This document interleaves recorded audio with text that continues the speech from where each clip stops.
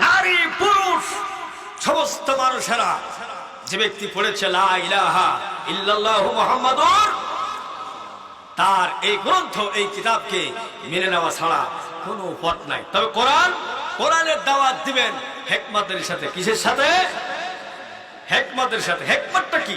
হিকমতটা হলো বর্তমান যুগ, প্রেক্ষাপট, বর্তমান বিশ্ব যেভাবে এ কোরআনের পক্ষে কাজ করলে ইসলামের প্রসার হয়, ইসলামের ভালো হয়, কোরআনের পক্ষে কাজ হয়, সেটা যে কোনো সিস্টেমে হোক না কেন, হিকমতের অন্যতম যতগুলি অর্থ আছে, সময়, যুগ, বর্তমান পরিস্থিতির উপরে আপনি এমন সিদ্ধান্ত গ্রহণ করবেন যাতে ইসলামের কল্যাণ হয়। কথা কি বুঝছেন?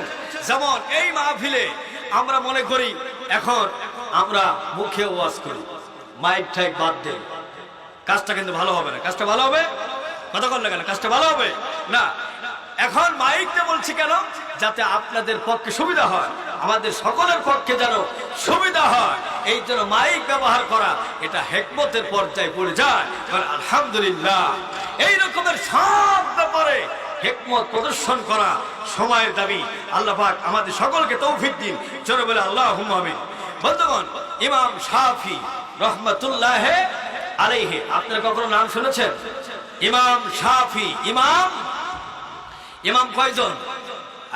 ইমাম আবু হানিফা, ইমাম আহমদ ইবনে হাম্বল, ইমাম শাফি ইত্যাদি ইত্যাদি। এই ইমাম শাফি রহমাতুল্লাহ আলাইহি তিনি কি হিকমতটা তিনি পালন করলেন সেটা একটু বোঝার চেষ্টা করি। তিনি একদিন ঘর থেকে বের হলেন রাতের বেলা। বের হওয়ার পরে তিনি বলা খাওয়া ছাড়াই তিনি তার এক মুরিদের বাড়িতে উঠলেন, সাগরেটের বাড়ি, সাগরেট মুরিদ, বোঝেন কথা? হ্যাঁ। তারপরে এখন বলা নাই খাওয়া নাই, মুরিদ চিন্তা করলো আমার পীর সাহেব এসেছে, এই ক্ষেত্রে আমি যদি কি করব, আপ্যায়নটা করবো কি? বাড়িওয়ালাকে বলতেছে, হুজুর যেহেতু এসেই পড়ছে, এক কাজ করো, কাজটা হলো আমাদের উপস্থিত যা আছে এইগুলি দিয়া তিনার আপ্যায়ন করা হোক। ওনারা করছে কি, ওনারা রাতের জন্য রান্না বান্না যা করেছেন গামলায় সুন্দর করে উঠায়া, হ্যাঁ, চিন্তা করেছেন আমরা এশার নামাজ পড়বো, এশার নামাজ পড়ার পরে তারপরে খাওয়া দাওয়া করবো। এশার নামাজের আগেই আল্লাহর ওলি তার বাড়িতে হাজির। চিন্তা করলেন মেহমান যেতে এসেই গেছে, তাকে না খাওয়ায়া আমাদের তো খাওয়া উচিত হবে না, নাকি কন? হ্যাঁ, না উচিত হবে? উচিত হবে নাকি? হ্যাঁ। বাড়িওয়ালা বললো আচ্ছা ঠিক আছে, হুজুর বসুক, নামাজ পড়ুক, আমরাও নামাজটা পড়ি।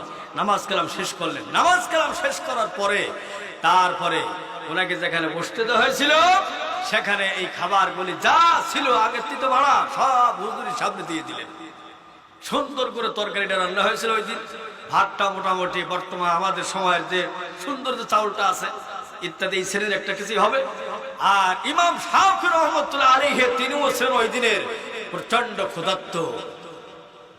উনি একেবারে নামাজ শেষ করে সামনে যা দিয়েছিল বাড়িওয়ালা সব খাইয়ে খুইয়া শেষ করে ফেলায় দিয়েছে।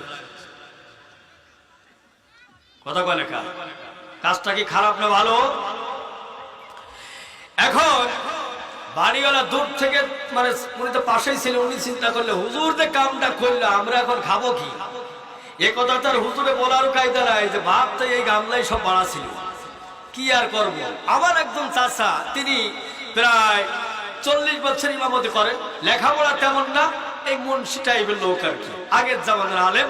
উনি যে মসজিদে ইমামতি করতেন, এখন যে ইমাম সাহেব যেখানে ইমামতি করে 2-4 জন ভালোবাসার লোক থাকে না, মহব্বতের লোক থাকে। একজন উনি খালু বলতেন, সকালবেলা ফজরের নামাজ পড়াই দিয়া, খালু আসসালামু আলাইকুম। ইতিমধ্যে দিনারা করতেছেন কি, ওই সুন্দর করে পাতলা রুটি বানাচ্ছেন আর কবুতর ভোনা করা ছিল। চিন্তা করে ইমাম সাহেব যেহেতু আসছে কি আর করা যায়, তা আমাদের রুটি চালনে সবগুলো রাখা, হুজুরে দিয়ে দাও, উনি আগে নাস্তা করুক, বাদ বাকিটা আমরা করব। ওনাকে দেওয়া মাত্র কিছুক্ষণ পরে রুটি মনে করেন যে কয়টা ছিল সব শেষ। খালো চিন্তা করতেছে কামটা করলো কি, বলার কায়দা নাই। বাড়িওয়ালা চিন্তা করে যাই হোক, আমার পীর সাহেব যা করেছে বলা যাবে না, বড় ভালো লেগেছে খানা, উনি সুন্দর করে খায় ফেলাইছেন, বলে আলহামদুলিল্লাহ। এরপরে কি করা যায়? হুজুর যেহেতু আল্লাহর ওলি, এক কাজ করো, ওনার জন্য এক বদনা পানি দরজার সামনে রেখে দাও। রেখে দেওয়া হলো। এরপরে যদিও হুজুরের প্রতি মহব্বত অন্য রকমের, কিন্তু তারপরও একটা কথা আছে, হুজুর আজকে যা করলে এখন আমাদের সারা রাত না খেয়ে থাকতে হবে। ঠিক আছে, কিছু বলা নাই, কিন্তু মনের ভিতরে একটা মোটামুটি একটা অশান্তি ভাব রয়েই গেছে। ফজরের নামাজের সময় উঠে দেখতেছে এমন হুজুর আমার বাড়িতে আসছে, তো ফজরের নামাজই পড়ে নাই। কি করে বুঝলাম? পানি দিছে ওযু করার জন্য, পানি তো সেইভাবে রয়েছে। এইটা আবার বাড়িওয়ালা এবং স্বামী স্ত্রী দুইজনে আলোচনা করছে, উযুতে ফজরের নামাজ পড়ে নাই, এমন ঘুমাইছে, উযু করে নাই, নামাজও পড়ে নাই। নামাজ কালাম অনেক সময় মিস হতে পারে। অবশ্য এইখানে যারা আছে কারণ নামাজই মিস হয় না। কথা কয় না কে? মিস হয় নামাজ, জন্য মিস হয় না। নামাজ যদি মিস হয় জাহান্নামে যেতে হবে। কোথায় যেতে হবে? আল্লাহ তাআলা বলেন, ইয়াতাসালুনা আনিল মুজরিমিন মা সালাকাকুম ফি সাকার ক্বালু লাম নাকু মিনাল মুসাল্লিন ওয়া লাম নাকু নুতঈমুল মিসকিন। জোরে বলে আল্লাহু আকবার। কিয়ামতের দিন, মুসিবতের দিনে আল্লাহ রাব্বুল আলামিন তিনি অপরাধীদেরকে জিজ্ঞেস করবেন, জাহান্নামে কেন আসছো? জবাবে লোকেরা বলবে, লাম নাকু মিনাল মুসাল্লিন, আমরা নামাজ পড়তাম না। নাউযুবিল্লাহ। কথাটাকে আপনারা শুনলেন নাকি? ভালো মতো।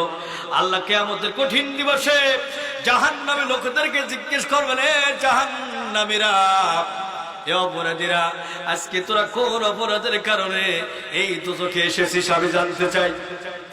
কি অপরাধটা করেছো দুনিয়ায়, যার কারণে আজকের কঠিন আযাবে তোমাদেরকে নিক্ষিপ্ত হতে হলো?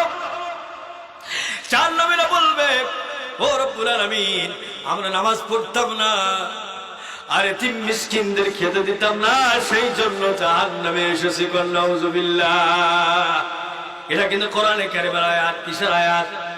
সবাই বলেন। বলছেন কেটা কথা? কোনো সন্দেহ আছে নাকি? শিক্ষা নাকি? নামাজ কি পড়তে হবে নাকি?